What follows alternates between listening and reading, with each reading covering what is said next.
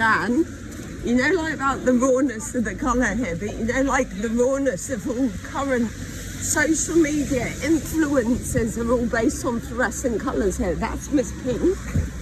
The silly Miss Orange, and then Ellen is Miss Purple. Yeah. And there's a connection there. Right, let's stop. Serious, you've got a bit of pavement behind us then.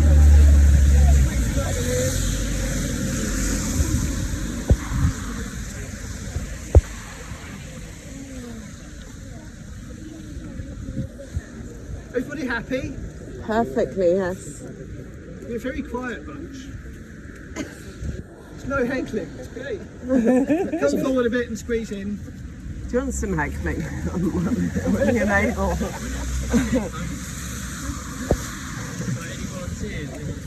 You can't. Okay. So we're on the corner of Love Lane. This is the site of, as you can see from this plaque, which is reliable, the site of the school that Turner went to as a child. And we all know the quote about the greatest skies in all Europe that Turner says to Ruskin and gets massively repeated and all of that stuff. And we know the romantic view that Turner came here because of those skies and the seas. The truth is, his first girlfriend he met at school while he was here, her father wouldn't let him marry her because he was too poor and he was a bit common, he was a rough-handed painter. So he went away, got his Royal Academy show, made some money, came back to propose to her, only to find that she'd married the daughter of the landlord of the Bull's Head pub, which is back where we started. So his first girlfriend was here, and then of course his last girlfriend, Mrs. Booth, was here. And Mrs. Booth keeps him in his old age. She's better at managing money, she's got some considerable wealth, so he comes here and lives under her name, quite often calling himself Admiral Booth. In a slightly conceited way, but it wasn't the skies he came here for. It's his first and his last girlfriend that he was here for. That's what he came to Margate for, which is a very Margate thing. We're at the bottom of that river valley, and the river flows that way past the Tudor house, further up to the valley, and would probably have started about where the Shell Grotto is. And the Shell Grotto, who's visited? I think you've all visited the Shell Grotto. If not, you must go to the Shell Grotto. The Shell Grotto is a genuine mystery. We don't know where it came from. However, I've held some of the plaster and the shells from the wall that was damaged in the Second World War. And the back of that plaster looks exactly like Roman plaster that you find on Roman sites. It's exactly that consistency of grit and crushed up stuff in there. So it looks to me like it is ancient. I'm pretty certain it's been messed around. We know the Victorians found it, tarted it up, opened it as a tourist attraction. Other owners have repaired bits. But I think underneath it is probably something genuinely ancient and quite interesting. The Romans built temples near the source of rivers and at the bottom of hills. So it's in the kind of place that the Romans might well have built a temple. And it also sits on 51 degrees 23 minutes north. And that line, if you follow that line across Britain, also is pretty close, within a quarter of a mile of Avebury, Silbury Hill, West Kennet, Longbarrow. So it is on that line. All of those things we think have some connection to sun worship, and there have been some theories from a couple of local historians that the Shell Grotto is connected with the sun as well, and that the various patterns could help you work out the equinoxes. So quite possibly, underneath what's been done to it by Victorians, people tarting it up, something really ancient and on that line. The Tudor house for a long time was thought to be a farmhouse because it looks like a Tudor farmhouse, they all look like that. But that doesn't explain, it's got one room at the end that's really high quality plasterwork that sort of stands out for a farm. During the 1930s, when they were putting in phone cables round here, they found the front of a wharf See where that green box is over there? There's a wharf run across there.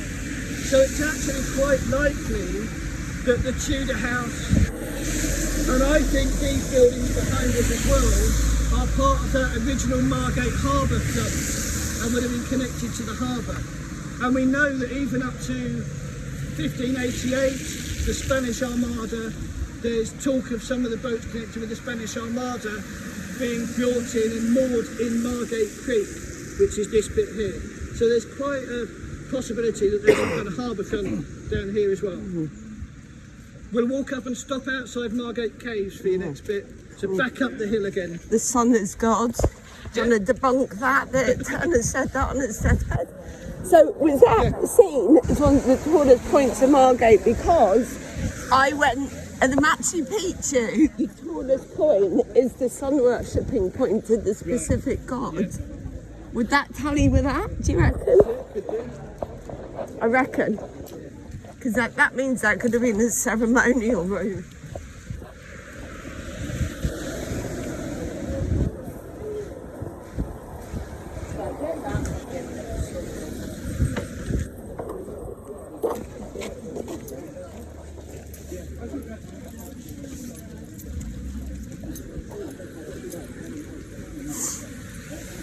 I think there needs to be a serious, like my mate's house on the corner here, his neighbours just found a big tunnel, like connected to her place, and it's like, reminds me of Berlin, with all the tunnels under.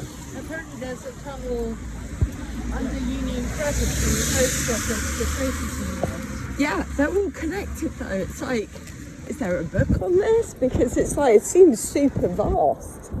I reckon there's ones under here. I think it's smuggling tunnels. All that, yeah. They're like, when you see like, you know, all the galleries that have now got them underneath in Berlin, like they're so robust, but it's like, there has to be a map existing somewhere. What do you reckon a map of the tunnels, Dan? Because you know there's a tunnel right here that my mate is just, his neighbour's just found one. There's lots here. Yeah, there is no map of them. So. Is there not? Really?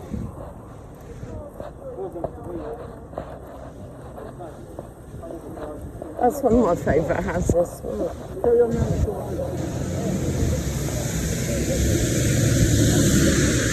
I love that house. She originally bought it for 170k. It's like the quirkiest house. With a smiley face.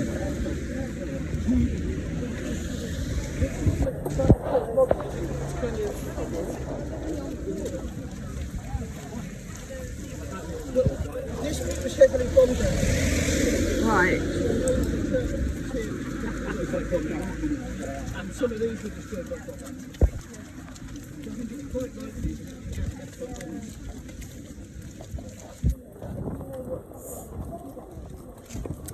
Charlotte Church did her gig last night in the Shell Grotto. It's been good. They love to decide the way which side, because she has got, I stood next to her the other night at this thing by the beach. She's got some lug holes on her. I'd have really got the spirits vibrating. Because the thing is, right, they've got like Ganesh symbol in there, and it's like, well, that's Hinduism. When would that have come in? But who like also said it was the Ganesh symbol?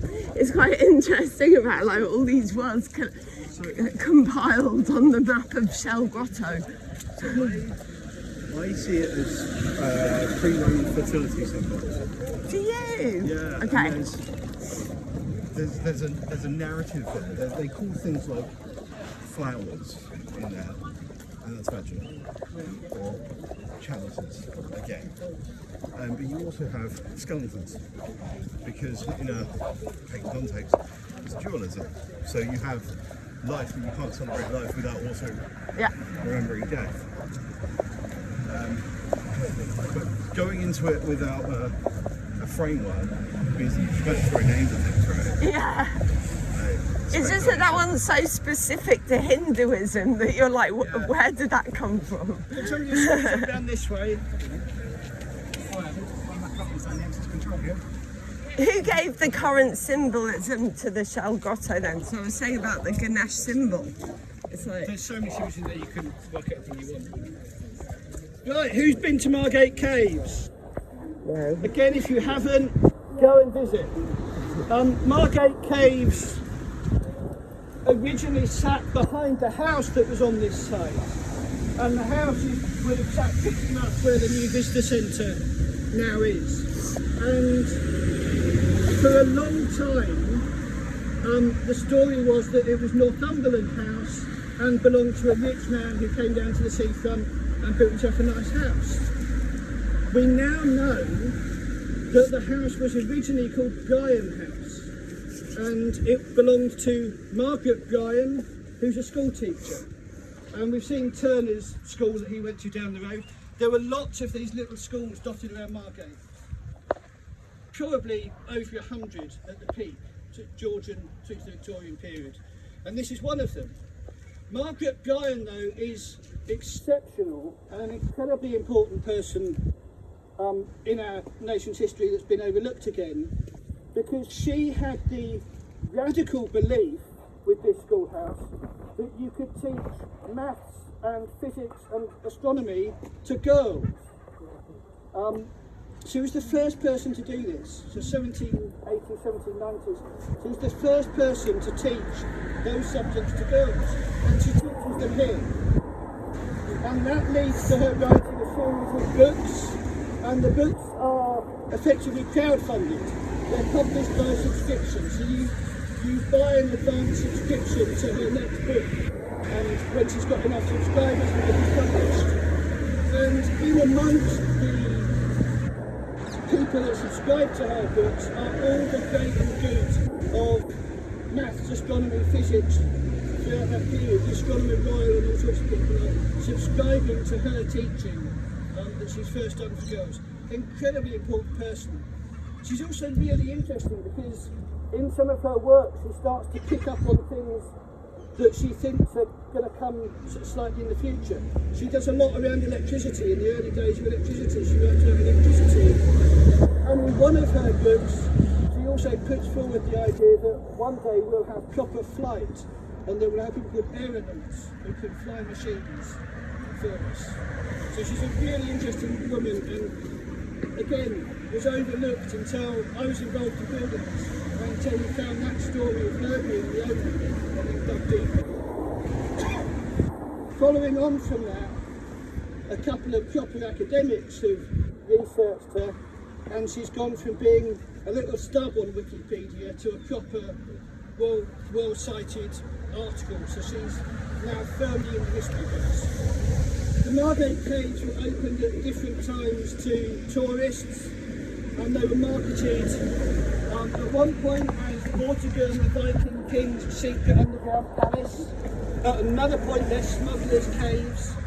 The truth is that there's not a lot of good brick clay in Thanet. We're at the end of the brick clay bits, and when you're building all these houses for all these Londoners coming down, you need to make lots of bricks, and you can bulk out your supply of clay by crushing lots of chalk into it, and that gives you those very yellow bricks that we see locally. Even here you can see this brickwork is probably more yellow than it looks, and that yellow brick is because there's a lot of chalk included in the clay to bulk it out. And this was a pit where the chalk was dug out. You can't use the stuff off the surface, it's too crumbly, so you go down and get the good solid stuff out, and that makes your brick clay. So that's what they were for, they weren't anything else. There aren't any secret tunnels running from here to the Lido or anything else either. It's just a self-contained cave, as it is. And the paintings inside, some of the paintings are probably from when it first opened, but we know a lot of them are from art students in the 50s, 60s, 70s. And when we were reopening this, I went down with a photographer and filmmaker, and we were looking at them, and we brought the images back up, and the paintings were in such bad condition that we couldn't go. Is that a hippopotamus or is that a crocodile? Couldn't tell what they were. And it's because they've been painted over so many times by people just using cheap paint. So what you see in there is interesting, but not really original. We're going to head up here turn left up Zion Place, and then we'll end up at the Dead Pit Market. But we'll stop in Zion Place. We've got one last story for you. It's a shame. I once went on a trip to a place called Rameswaram in India, which is like the closest point to Nepal, and they've got a temple, and I literally lay on my back the whole week taking photos of the ceilings of the yantra because they're still like fluorescent colour, and they've been intact since 13th century. And it's the idea that I watched that thing with, you'll love it, Ryan and Judge Rinder. They go around and they talk about how they don't touch it. And like the colours, they look like Jamie Reed illustrations. And it's like, it's the idea of honouring it and don't touching it, and like how they're so beautifully preserved.